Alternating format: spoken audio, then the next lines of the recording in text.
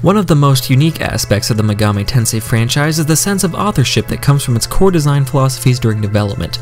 Two of the most important figures to developing the style is series producer Koji Okada and creative director Kazuma Kaneko. These two figures developed the earlier games in the franchise and really set the bar to what's expected from the Megami Tensei franchise. The latter of these two, Kazuma Kaneko, first worked on the franchise with Megami Tensei 2 for the Famicom. During these earlier days, his artworks mainly stuck to the general illustrations by the late 80s and early 90s, featuring thick, dark lines with detailed clothing and accessories. His artwork at this stage was mainly carried by his design sense and priorities, which have stuck with the franchise for the most part.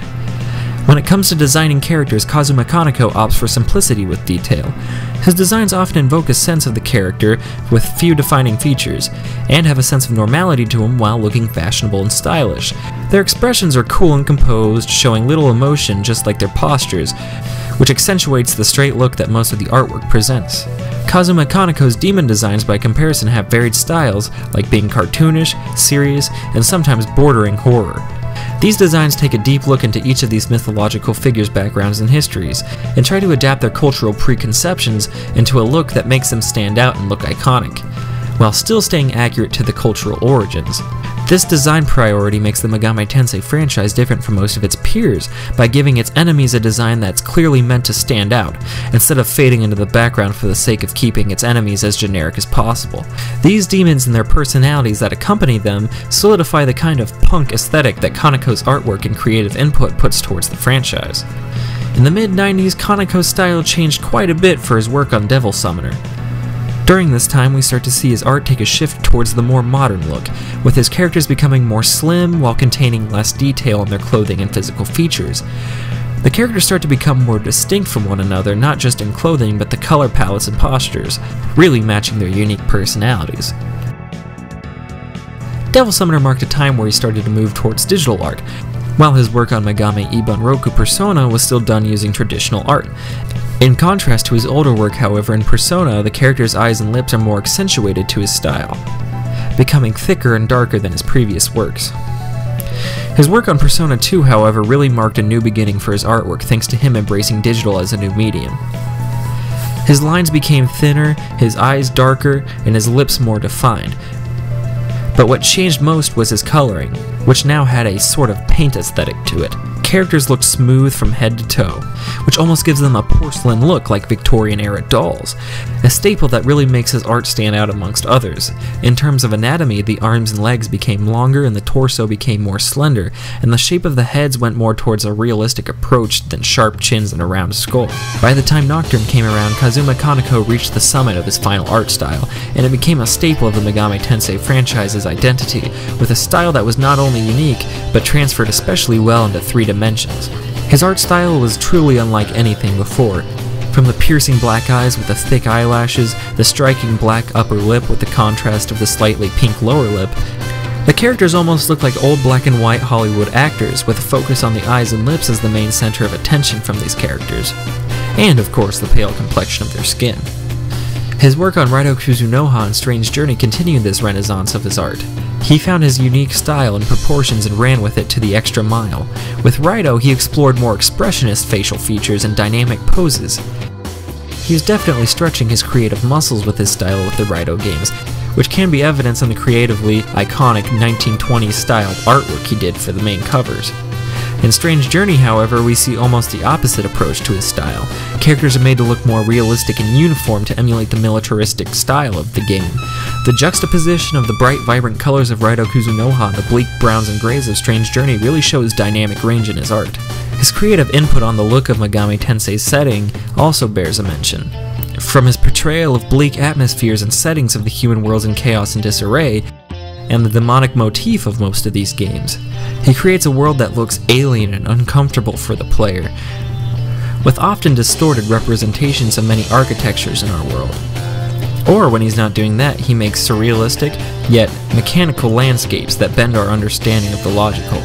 Kaneko's art was truly one that helped solidify the look and feel of the Megami Tensei franchise, and his work on the game's scenarios translated these looks into the game's characters and plots, creating a fully cohesive feel for the Megami Tensei franchise that extends to all the games in the franchise that were developed under his supervision.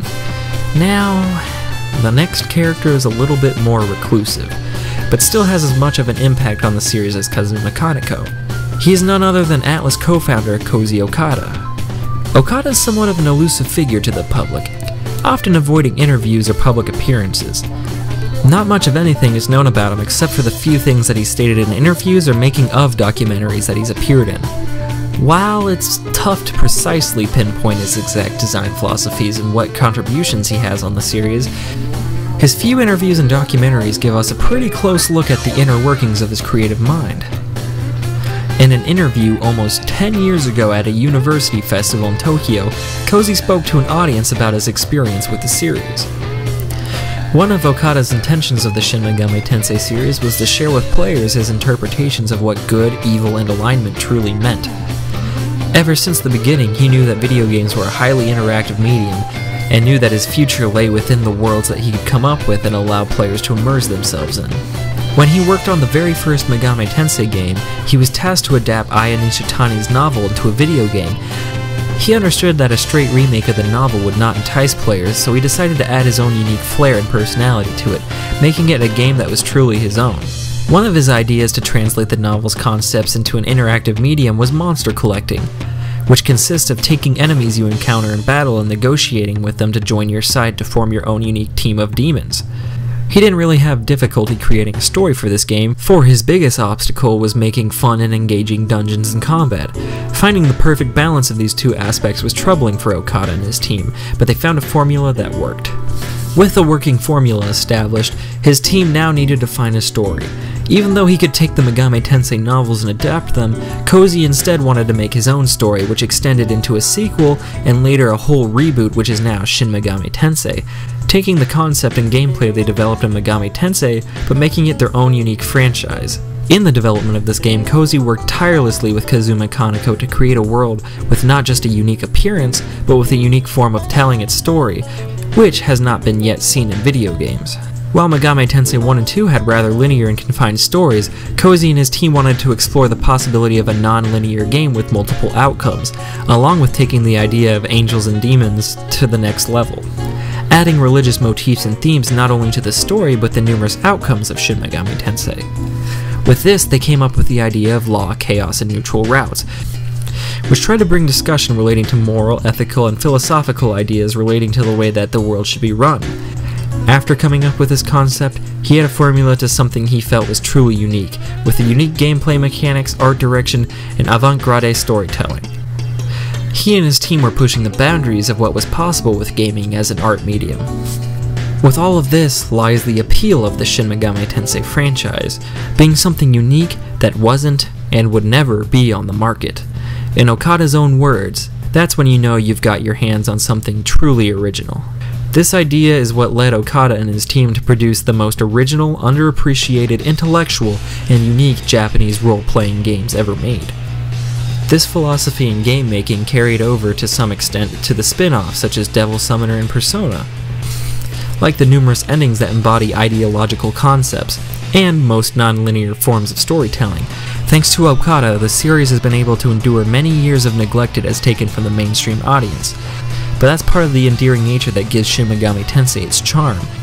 The ability to not try and pander to the lowest common denominator, trying to be something that nothing else is, even if popularity is its cost, thus forming its own unique identity.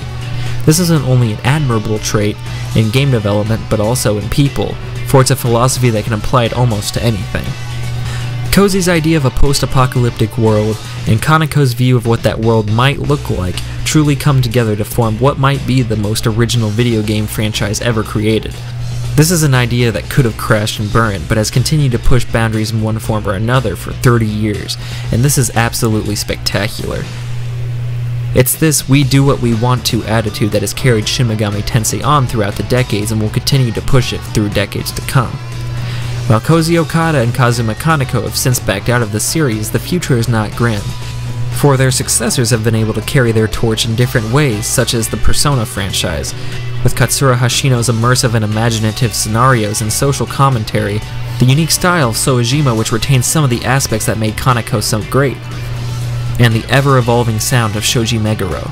Their philosophy will continue to thrive on in one form or another.